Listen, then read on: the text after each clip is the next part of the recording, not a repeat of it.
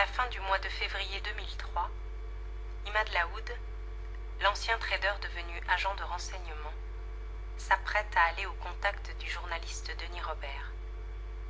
Le journaliste qui enquête depuis plusieurs années sur la chambre de compensation luxembourgeoise, Clearstream. 8h36, les choix de France Info, Nicolas Poincaré.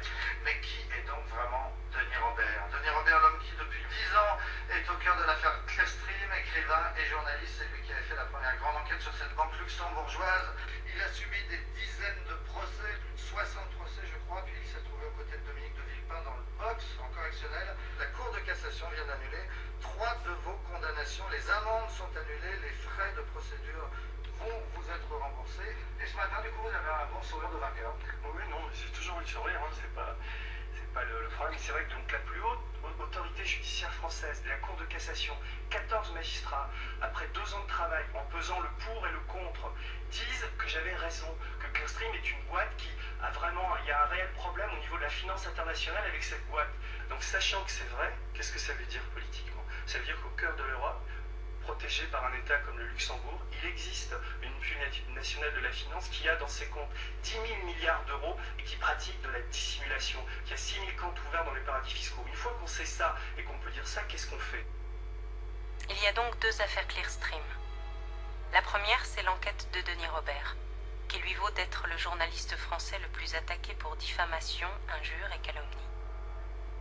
C'est l'enquête qui nous fait découvrir à tous l'existence des chambres de compensation.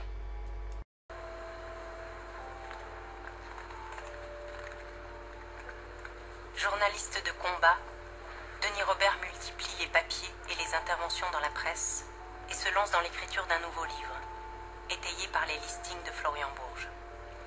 Face à lui, Clearstream intensifie les poursuites. Il comptabilisera au total 62 procès et 312 descentes d'huissiers. Ce matraquage judiciaire jette progressivement le doute sur lui. Et la chambre de compensation devient, pour Denis Robert, une véritable obsession. Effectivement, je suis pris dans un engrenage et est-ce que j'avais le choix? C'est assez dur à comprendre parce que tout le monde me dit mais pourquoi tu t'acharnes là-dessus, pourquoi tu continues et tout.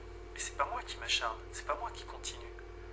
C'est pas moi qui dépose les plaintes contre moi, c'est pas moi qui nie